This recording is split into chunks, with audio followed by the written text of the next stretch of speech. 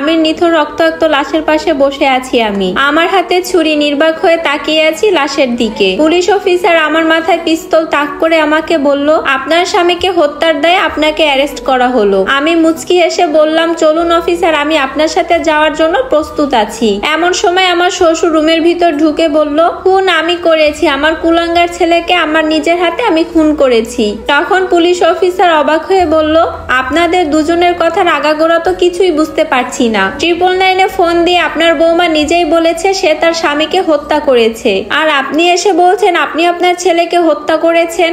Officer বলল, আমি সত্যি অবাক হচ্ছি আপনাদের দুজনের কথা শুনে। আসল ঘটনাটা আপনারা আমাকে খুলে বলুন। আমি বললাম, আসল ঘটনা শুনবেন? তাহলে শুনুন। আমি ঘুমিয়েছিলাম, হঠাৎ করে আমার স্বামী এসে আমার চুলের মুঠি ধরে আমাকে উঠে ইচ্ছা মতো মারধর করতে লাগলো। আমি অবাক হয়ে আমার স্বামীর দিকে তাকিয়ে রইলাম। আমি বললাম, আমি কি করেছি? তুমি অহেতুক আমাকে মারধর করছো কেন? আমার স্বামী বলল, কোনো কারণ ছাড়াই আমি তোর গায়ে কখনোই হাত তুলিনি। আজ কোনো একটা কারণ তো অবশ্যই আছে। কারণটা কি শুনবি? তাহলে আয়, বাহিরে আয়। এ কথা বলে চুলের মুঠি ধরে ধাক্কা দিয়ে দিয়ে রুমের বাহিরে নিয়ে গেল। খাবার টেবিলে বসে খাবার খাচ্ছিল আমার মা আর আমার শ্বশুর। এমন সময় আমার স্বামী আমাকে চুলের মুঠি ধরে খাবার টেবিলে নিয়ে আসলো। আমার শ্বশুর আর আমার মা খাওয়া বাদ দিয়ে দুজনেই দাঁড়িয়ে গেল। আমার শ্বশুর আমার স্বামীকে বলল, কি ব্যাপার, তুই এইভাবে বৌমার চুলের মুঠি ধরে রাখছিস কেন?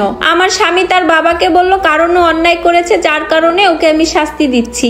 আমার মা বলল, বাবা, আমার মেয়েটা কি এমন অন্যায় করেছে যে তুমি ওর চুলের মুঠি ধরে মারধর করছো? কি অন্যায় করেছে শুনবেন? আপনার ভাতের প্লেটে মাছের বড় মাথা আর আমার বাবার প্লেটে ছোট একটা মাছের টুকরো দিল কেন? তখন আমার শ্বশুর উত্তেজিত হয়ে বলল, দিন দিন তুই বোকা হয়ে যাচ্ছিস। বিআইন সাহেবা আমাদের বাড়িতে বেড়াতে এসেছে, তাই বিআইনকে আমি মাছের বড় পিসটা দিয়েছি, বৌমা দেয়নি, আমি দিয়েছি। তখন আমার স্বামী আর কোনো কথা না বলে আমার চুলের মুঠি ছেড়ে দিয়ে রুমে চলে গেল। আমি তখন চুলটাকে ঠিক করে এমন একটা ভাব নিয়ে কথা বললাম যেন এখন কিছুই হয়নি। আমার মাকে বললাম, মা তুমি বসো, খাও। আর শ্বশুরকেও বললাম, আব্বা আপনিও বসে খাওয়া শেষ করে নেন। আমার শ্বশুর আমার মাকে বলল, বিআইন কিছু মনে করবেন না, আমার ছেলেটা ছোটবেলা থেকে একটু উগ্র মেজাজের। আমি ভুল করেছি আমার বৌমার মতন এত লক্ষ্মী একটা মেয়েকে আমার ছেলের জন্য বউ করে এনে। আরো বলল, বৌমা তুমি একটু চেষ্টা করে দেখো ভালো হয় কিনা। আমি বললাম, বাবার একটা কথাও বলবেন না, আপনারা খেয়ে নিন তাড়াতাড়ি, আমি এগুলোকে কিছুই মনে করি না। বসুন, আমি আপনাদের জন্য ডাল নিয়ে আসছি। এ কথা বলেই আমি রান্নাঘরের দিকে চলে গেলাম। রাত 2টা বাজে, আমার স্বামী এখনো বাসায় ফিরছে না। আমি ঘুমাইনি,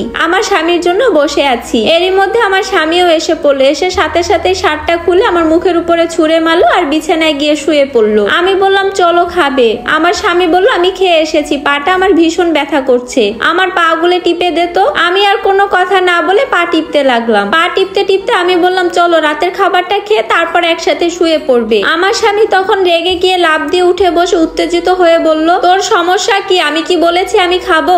আমার যখন ইচ্ছা হবে খেতে আমি তখনই খাবো। তোকে একটা কাজ দিয়েছি, সেই কাজটা তুই ঠিক মতন কর। এ কথা বলে আমার স্বামী আবারও শুয়ে পড়লো। আমি রাতে কিছুই খাইনি, আমার খুব খিদে পেয়েছে, কিন্তু তারপর আমি আমার স্বামীর পা টিপে যাচ্ছি। পরের দিন সকাল হতেই আমার মা চলে যাবে। তখন আমার শ্বশুর ড্রয়িং রুমে বসে টিভি দেখছিল। আমার মাকে আমার শ্বশুর বলল, কি ব্যাপার বিআইন, কোথায় যাচ্ছেন? তখন আমার মা বলল, বাড়িতে যাচ্ছি বিআই, আপনার কাছ থেকেই বিদায় নিতে আসলাম। এমন সময় আমার স্বামী আমাকে আবারও মারধর করতে শুরু করলো।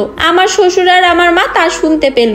আমার মা আর আমার শ্বশুর তখন দৌড়ে আসলো আমাদের রুমে। একটার পর একটা কিল ঘুষি আমার পিঠে মেরেই চলছে আমার স্বামী। আমি অনুনয় বিনয় করে আমার স্বামীকে বলছে, দয়া করে আপনি এমনটা করবেন না, আমার মা চলে যাক, তারপর আপনি যত খুশি আমাকে মারধর করবেন, কিন্তু কে শুনে কার কথা। একটার পর একটা মার দিয়েই চলেছে। এমন সময় আমার মা এসব দেখে আমার স্বামীর পা পড়ে গেল আর আমার স্বামীকে বলছে, বাবা তোমার পায়ে ধরছি আমি, তুমি আর আমার মেয়েটাকে মেরো না। আমি তখন আমার স্বামীর পা থেকে আমার মাকে দাঁড় করিয়ে বললাম, মা তুমি বাড়িতে যাও, আমাকে মারুক কাটুক, কিন্তু তুমি কোনো কথা বলবে না। আমার শ্বশুর তখন আমার স্বামীকে বলল, মানুষ খারাপ হয়, কিন্তু তোর মতন এত খারাপ মানুষ আমি কখনো দেখিনি, এইভাবে বউকে মারধর করে মানুষ। আমার স্বামী তখন হাসতে হাসতে বলল, বাহ অনেক দারুণ কথা বলেছো, আমার বউকে আমি মারছি তাতে তোমার কি? আমার শ্বশুর বলল, দিন দিন তুই প্রচন্ড বেয়াদব হয়ে গিয়েছিস, কোন কারণে বউকে এইভাবে মারধর করছিস? অকারণে ওকে আমি মারধর করিনি, ওর কাছে আমি 100 বার চা চেয়েছি, ও আমাকে চা দেয়নি। তখন আমি বললাম, আমি বারবার আপনাকে বলেছি, আমি ওয়াশরুমে ছিলাম, আমি শুনতে পাইনি। তখন আমার স্বামী বলল, চুপ, তোর কোনো কথাই আমি শুনবো না।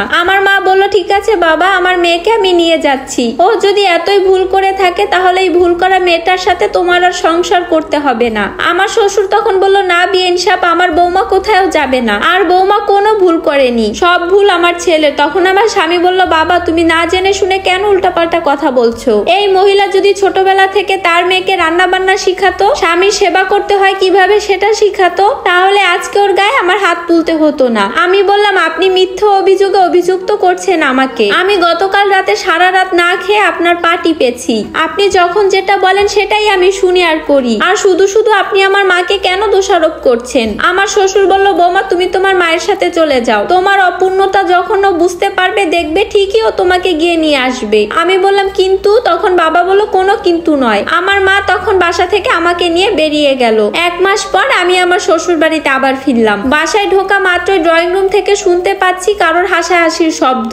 আমি দরজার আড়াল থেকে উকি দিয়ে দেখতেই পাচ্ছি আমার স্বামী অন্য একটা মেয়ের সাথে বসে বসে হাসাহাসি করছে, আর একজন আরেকজনকে বারবার জড়িয়ে ধরছে।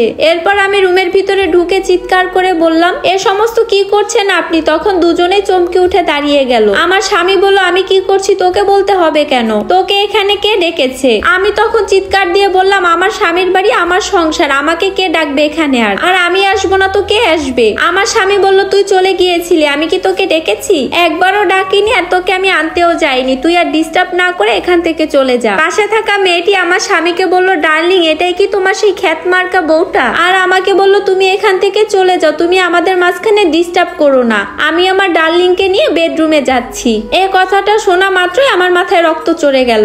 আমি বললাম, তাহলে আমার শ্বশুর আমাকে ফোন দিয়ে যেটা বলেছে তাহলে সেটাই সত্যি হলো। আপনি ইদানিংকাল মেয়ে মানুষ নিয়ে বাসার ভিতরে আসেন। আমার স্বামী বলল, আমি আনন্দ ফুর্তি করি, তাহলে তোর বাপের কি? চলো ডার্লিং বেডরুমে যাই। কথা বলেই বেডরুমের দিকে চলে গেল। চোখের সামনে নিজের স্বামীকে অন্য একটা মেয়ের সাথে বেডরুমে যেতে দেখে স্ত্রী হিসেবে খারাপ লাগারই কথা। আমার কষ্টে বুকটা ফেটে যাচ্ছে। এরপর টি টেবিলে থাকা ফলের ঝুড়ি থেকে একটা ঝুড়ি আমি হাতে নিলাম। এমন সময় আমার স্বামী আর ওই মেয়েটি অন্তরঙ্গ অবস্থায় যাবে, তখনই আমি আমার স্বামীর পিঠের উপরে গিয়ে একটার পর একটা আঘাত করতে লাগলাম। আমার স্বামী তখন লুটিয়ে পড়লো বিছানায়। মেয়েটি তখন ভয়ে চিৎকার দিয়ে উঠে বাসা থেকে পালিয়ে গেল। আমি হাতে ফোনটা নিয়ে কল দিলাম 999-এ। এরপর আমার শ্বশুর কান্না করতে করতে অফিসারকে বলল, এবার আপনিই বলুন অফিসার, এখানে আমার বৌমার দোষটা কি ছিল? আমার খারাপ বদমাইশ ছেলেটাকে হত্যা করেছে। আমার শ্বশুর আরো বলল, আমি মনে করি আমার বৌমা সঠিক কাজটি করেছে। এমন করুণ কাহিনী শুনে অফিসারের চোখেও পানি ছলছল করছে। এরপর অফিসার আইনের বিরুদ্ধে গিয়ে তার কিছু করতে পারে না, আমাকে অ্যারেস্ট করে নিল। এর 6 মাস পর আমি জামিনে ছাড়া পেলাম। জামিনে ছাড়া পাওয়ার পর আমি আমার বাবার বাসায় গিয়ে থাকলাম। এখন আমার জীবন এভাবেই কাটছে। হয়তো আমার স্বামীটা যদি ঠিক থাকতো তাহলে আমার জীবনের মোড়টা আজ এরকম হতো না।